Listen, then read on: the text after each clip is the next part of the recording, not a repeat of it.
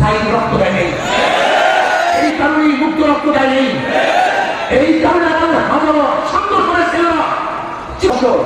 এই 52 বছরের যারা এদের শাসন করেছে তারা একজন শাসক ছিল না, সবাই শোষক ছিল।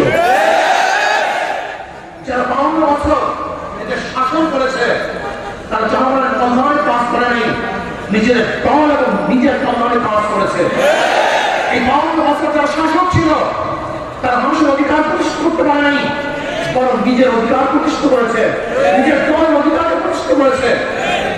এরপরে আবার আন্দোলন হলো, এই 24 আন্দোলন হলো।